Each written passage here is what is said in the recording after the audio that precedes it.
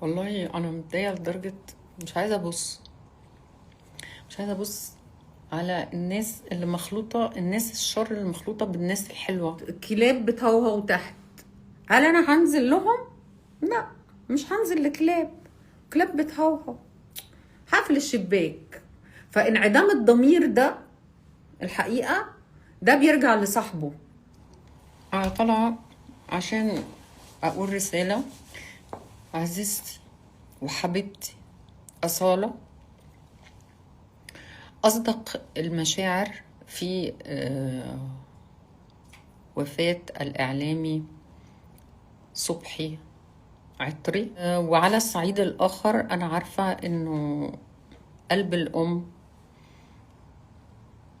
دايما بيتألم لما حد من ولادها بيبقى عنده مشكلة، وقلبي عندك في مشكلة شام الطيبة النبيلة، وشام قوية، وإن شاء الله هتعدي من محنتها بإذن الله.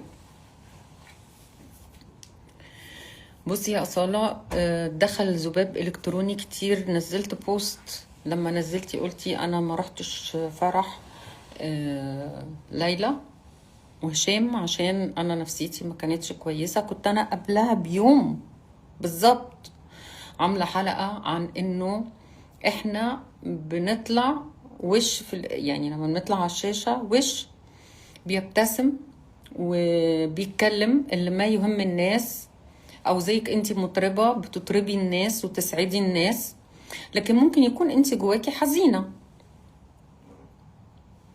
لكن للأسف الشديد الذباب واللجان الإلكترونية يعني كان في كلام سلبي على البوست اللي أنا نزلته.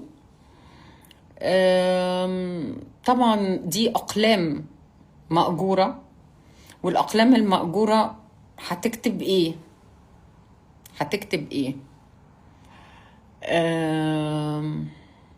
مش ممكن تكتب حق، اكيد هتكتب باطل.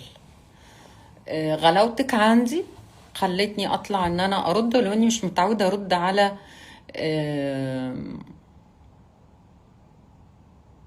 مش عايزة اقول الالفاظ الحقيقة. عايزة اقول انه اللجان الالكترونية دي احنا يعني زهقنا منكم. انا عن نفسي ما بهتمش، لكن أصالة يحق لها وليها مساحة عندي ان انا اطلع اقول لها اولا اعزيها وواسيها واقول لها قلبي عندك، ولو شام محتاجة اي حاجة في مصر انا موجودة. انا دلوقتي مش في مصر بس راجعة على طول.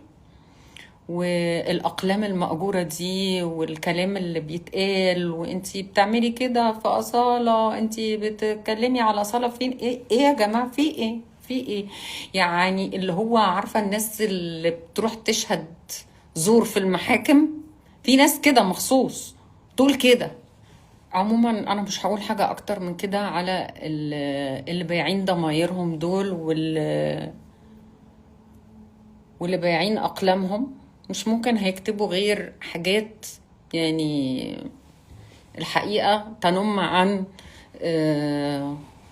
ال ال الشيء اللي هم مأجورين عشانه، اللجان الإلكترونية دي.